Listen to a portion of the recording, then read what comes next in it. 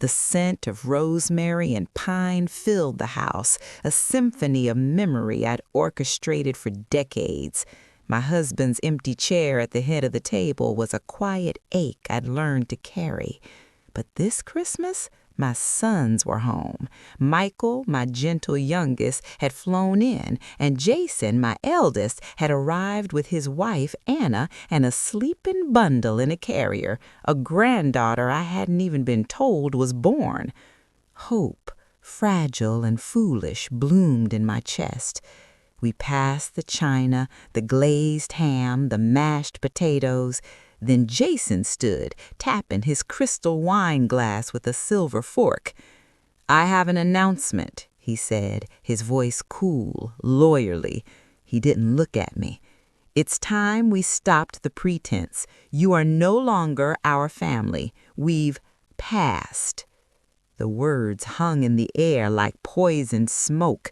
Forks froze. Michael's jaw went slack. I let out a choked laugh. "Jason, darling, that's a terrible joke." "It's not a joke, Mom." His gaze was flat, clinical. "We've been in therapy. We're establishing boundaries. Our relationship is a toxic attachment, an unresolved dependency. You raised me, and for that I'm grateful, but we are not emotionally obligated to maintain ties that hinder our mental health."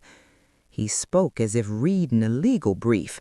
My own son was serving me emotional eviction papers at my own Christmas dinner. Anna stood, avoiding my eyes. "It's for the best. We'll be going now." Jason placed a sealed, legal-sized envelope by my plate.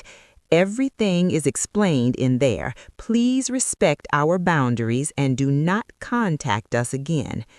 They collected their coats and their daughter, my granddaughter, and walked out into the silent night. The door clicked shut with the finality of a coffin lid. I am Eleanor, a 62-year-old widow who worked double shifts as a paralegal for 20 years so my boys could have futures. I wore the same coat for a decade. I gave Jason his ambition, his drive, his very foundation, and he had just declared me a toxic asset.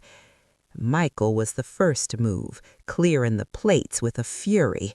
"That was inhuman, Mom." I looked at the envelope.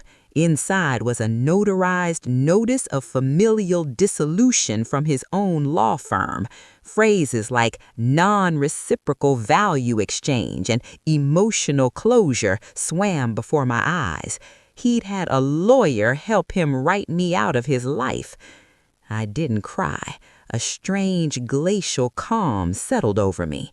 They thought I was just a sad, aging woman they could pass.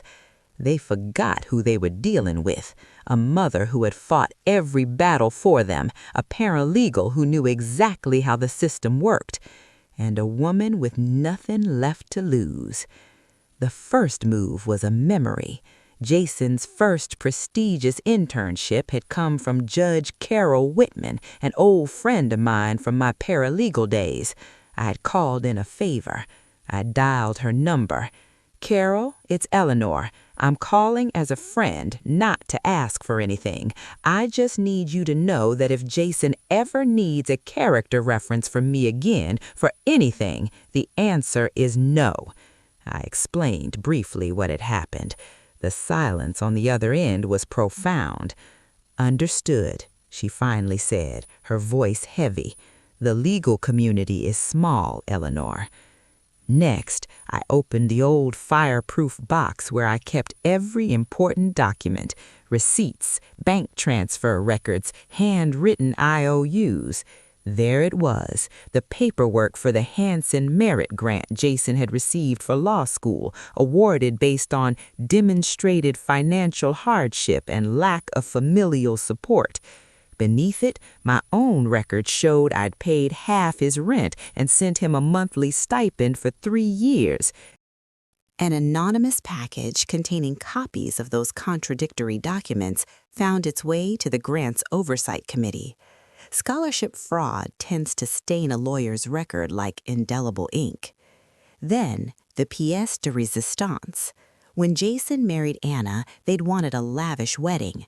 I'd taken out a $22,000 home equity line of credit. Ever the cautious attorney, Jason had drafted a repayment agreement himself.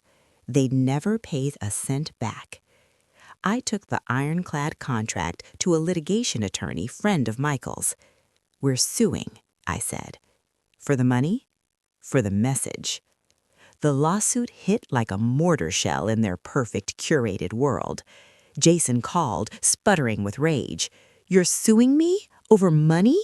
After everything I gave you?" "You gave me a notarized severance, Jason," I said calmly. "This is a business matter regarding an unpaid debt. You, of all people, should understand." He offered a paltry settlement. I declined. The case would proceed, a public record of his financial betrayal to the mother he'd so coldly discarded. With Michael's help, I started a blog, not a ranting, bitter space, but a poignant chronicle called The Empty Chair, Notes from a Discarded Mother. I wrote about sacrifice, the silent ones, the worn coats, the skipped meals. I wrote about love that wasn't a transaction. I never named names, but the details, the lawyer's son, the Christmas severance, were a fingerprint. It went viral. Thousands of comments poured in from other parents who felt used and discarded. My story was featured in a major lifestyle newsletter. The court of public opinion had convened, and Jason was found guilty. He called Michael, screaming, "Make her take it down. She's ruining my reputation." Michael, for once, stood his ground. "She's just telling her truth, Jason. Isn't that what your therapist recommended?" The final crack didn't come from me. It came on a rainy Tuesday with a knock at my door. Anna stood there, alone, no makeup, soaked and shaking. "May I come in?" she whispered. I made tea. She sat on the couch where she'd once opened Christmas gifts. "The therapist. It was his idea," she said, tears finally falling. "He said it was strategic, that before he made partner, he needed a clean personal slate. He said you were dead weight on our trajectory. I was weak. I went along with it. I'm so sorry." She was leaving him. The perfect life he'd built by cutting me out was crumbling under the weight of its own cruelty. I felt no triumph, only a profound, weary sadness. "Thank you for telling me, Anna." "What will you do?" she asked. "Live," I said simply. The lawsuit was settled quietly, the full amount deposited into an account I donated to a charity for single mothers. Jason was passed over for partner. The whispers followed him about his scholarship, his integrity, his treatment of family. His carefully constructed image was shattered. Tonight, I sit by my fireplace. Michael is coming for dinner, just the two of us. The chair where Jason sat last Christmas is just a chair again. They thought they could pass me by, a milestone on their road to success. They forgot I was the architect of the road itself, and when you try to erase the architect, the whole structure tends to collapse. My revenge wasn't cold. It was the inevitable consequence of their own actions, served back to them on the same fine china they'd scorned. The greatest power a mother has isn't in holding on. It's in the quiet, devastating act of letting go and allowing the weight of their own choices to finally land.